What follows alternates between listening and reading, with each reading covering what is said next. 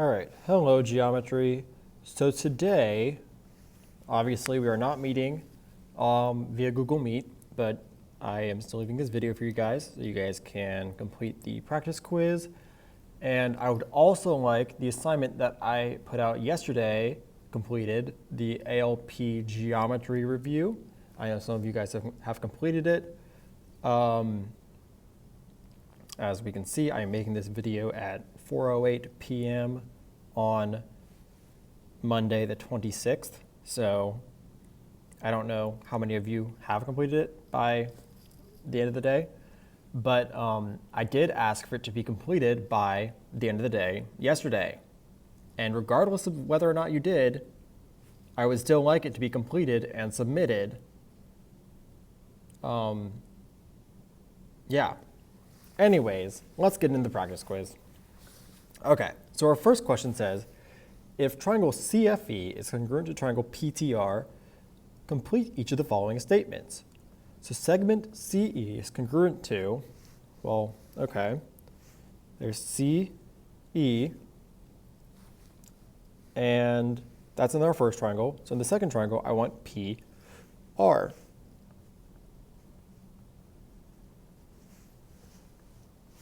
Because it was the first and the third point of the first triangle. So the first and the third point of the second triangle are P and R. All right, so segment TR is going to be congruent to the second and the third letter of the first triangle. So TR would be congruent to FE.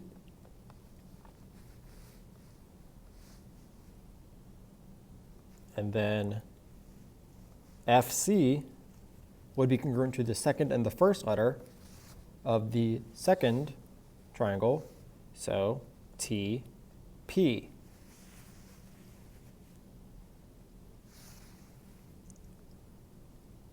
And then for D through F, we have angles. So D says angle P is congruent to, well, P is the first angle. So I'm looking at the first angle of the first triangle, which would be angle C. And then we have angle E, which is the third letter of the second triangle, should be congruent to the third letter of the first triangle, which is R. Oh, I just did that the opposite way around, but whatever.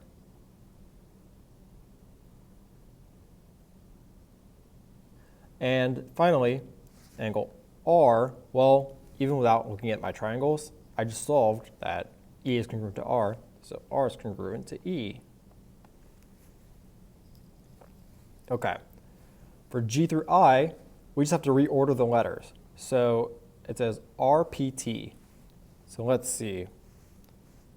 RPT is going to start with the third, then the first, then the second. So I want to start with the third, first, second, which is going to give me ECF.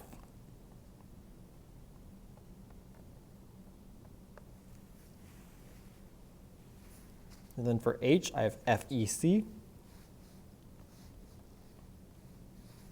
And FEC goes second, third, first. So then I want to go second, third, first for TRP.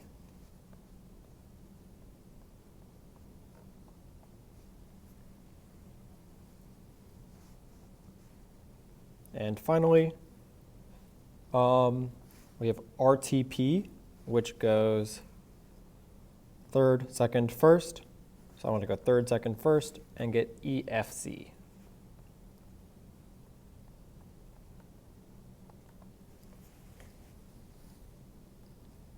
Okay.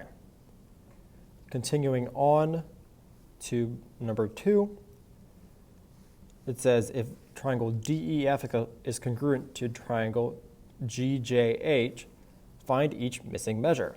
So let's see. The first thing it wants to know is DF. So segment DF is this one here. And I know DF will be congruent to GH. So GH is 16, meaning DF is also 16. The next one it wants to know is JH. So JH is the second 2, meaning JH will be congruent to EF. Let's see, EF is 14, meaning JH will also be 14.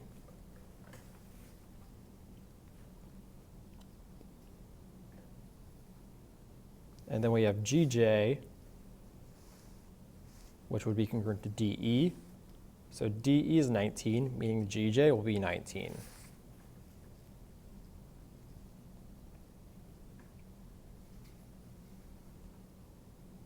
All right, the measure of angle F for D. So F, which is the third letter of the first triangle, will be congruent to the third letter of the second triangle, which is H. And angle H is 105, meaning F is also 105. The measure of angle G, so G will be congruent to D. So that means that since D is 34, G is 34. And then to solve angle J, well, J is going to be congruent to E, but neither of those has angle measures. So this is the only one we actually have to do some real math on. So let's see. I just said that G was 34. And I want to solve J. Well, I know the interior angles have to add up to 180. So I'm going to do 105 plus 34 plus J equals 180. Combine my like terms, I get 139 plus J equals 180. And J equals 41.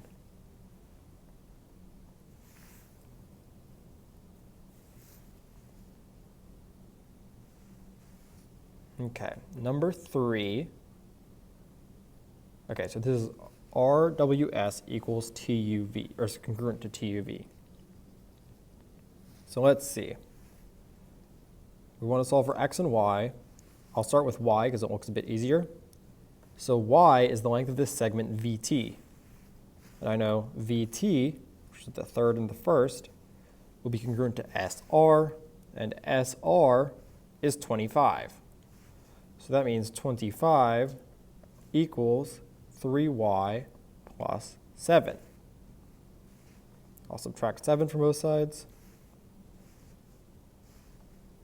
I will bring it over here.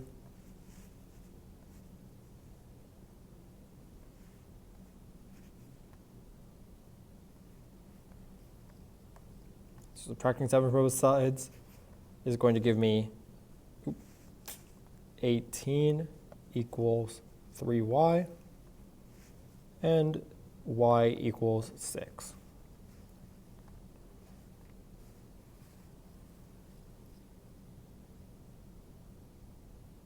Now to solve for x, it's going to be a bit more complicated because x is at that angle r, and r is congruent to t, and t also doesn't have a measure. But I know that this is a right angle, so it's 90 degrees, and then v and s are congruent, so that's 29. And I'll put in a 90 right there. So I know that the interior angles here have to add up to 180.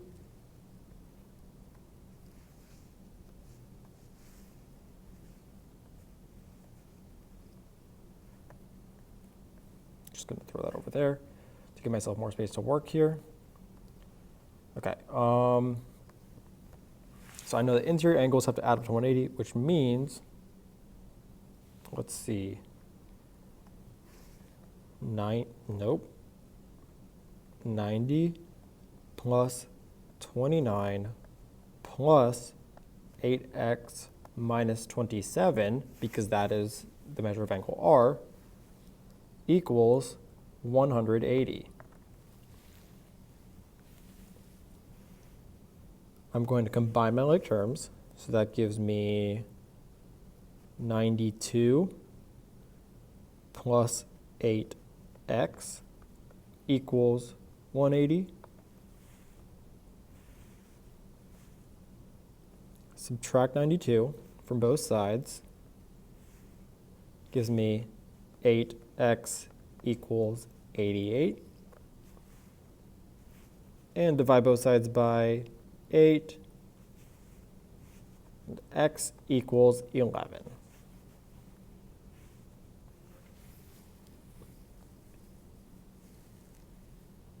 So I just took the interior angles based on congruence that I knew and added them up to 180 and solved.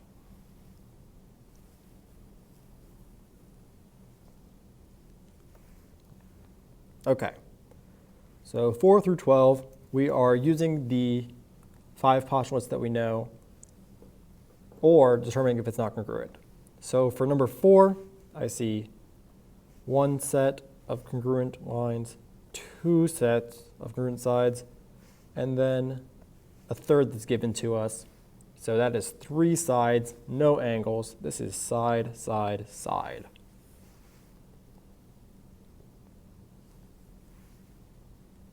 All right, on number 5, I have a right angle. So right angles are congruent to each other. So there's a congruent angle, a pair of congruent sides, and then this shared side is given to us. So that would be side, side, angle, because it's the side, touching an angle.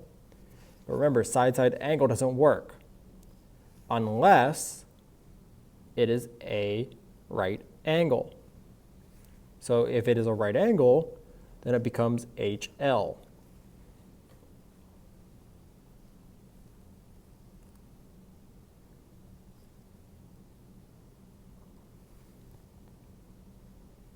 On number 6 here, we have this shared side that's given to us, and we have congruent angles there and congruent sides. So congruent sides, congruent angles. So that is an angle between 2 sides, meaning it would be side, angle, side.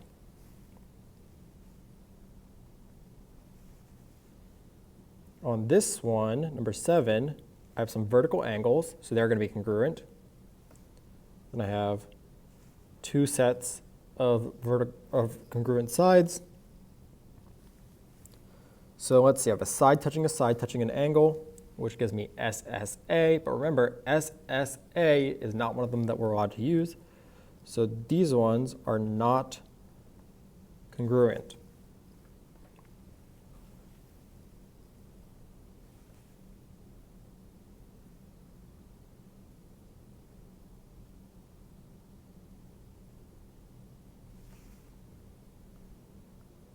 Okay, on number 8, I see that these little lines are marked as parallel to one another, which means this is a transversal.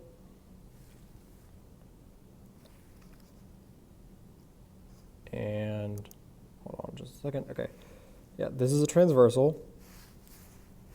And remember, when we have 2 parallel lines cut by a transversal, their alternate interior angles are going to be congruent. So the 2 angles I just marked are alternate interior angles, as well as these sets of congruent sides. So that's going to give me, on just one triangle, an angle between 2 sides, which is going to be SAS.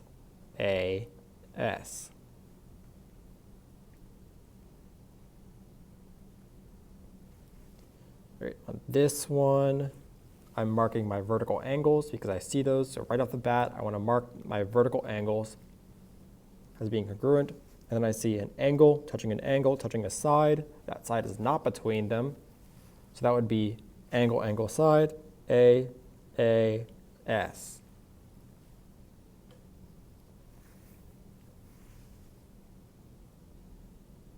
On number 10, I see a shared side, so that is congruent to itself.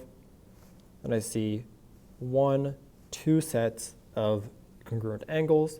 The side is between the 2 angles, so it'll be angle, side, angle.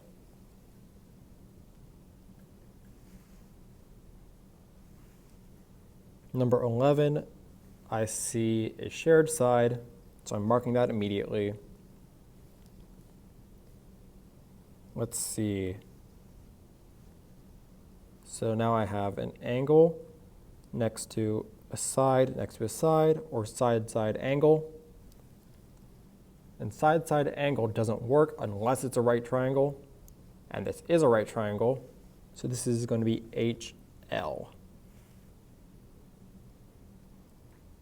And on number 12, first thing I see is some vertical angles, so I'm marking those. I see 3 sets of angles.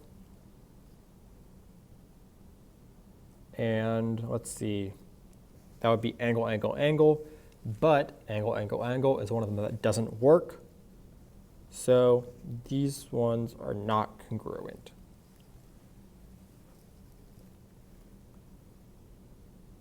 Okay, number 13, what does HL stand for? Look at your notes. Hypotenuse,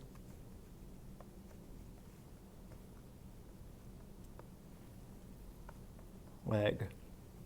On the actual quiz, it will be a different abbreviation that I've used in the notes, so you better be able to tell me.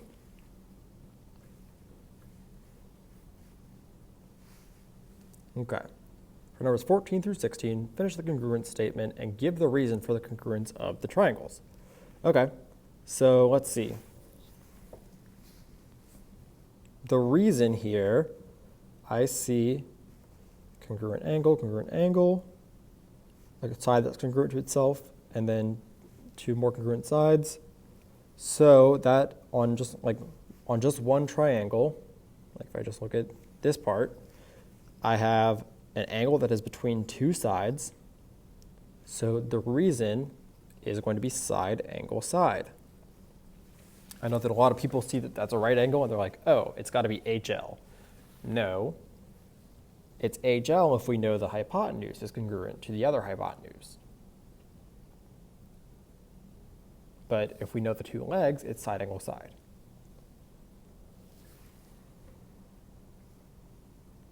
And their conclusion is that triangle CAB is going to be congruent to, well, C is the right angle of triangle CAB. So the right angle of the other triangle is going to be B. And then A is all the way out there. D is the other one that's out there. So D. And then the one that touches the right angle is B. And the one that touches the right angle on the other triangle would be C. So BDC.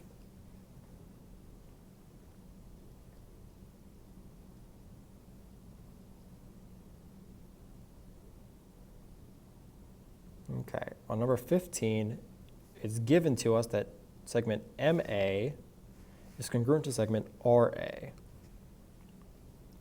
I also know that this segment is going to be congruent to itself, and we have a right angle, and right angles are going to be congruent to themselves.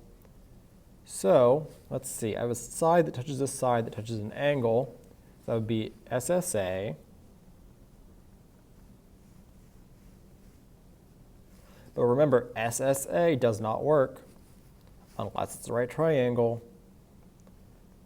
So it's HL, not SSA.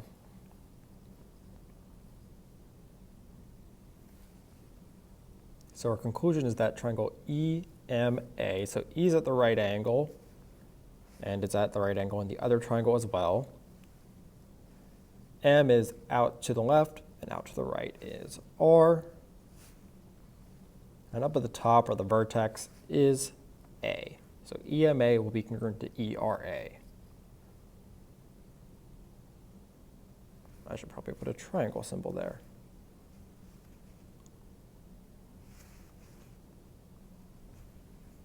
Did I put one on the last one? I didn't.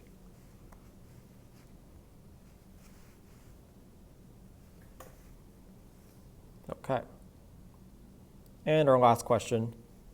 Oh, this one got thrown off, it looks like. Don't know how. Anyways, so it's given to us that segment OC is congruent to segment ME.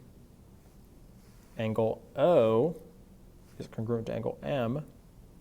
And angle OTC is congruent to angle MTE. So let's see, within just one triangle, I have an angle, this is an angle that touches the side. So angle, angle, side, that would be AAS.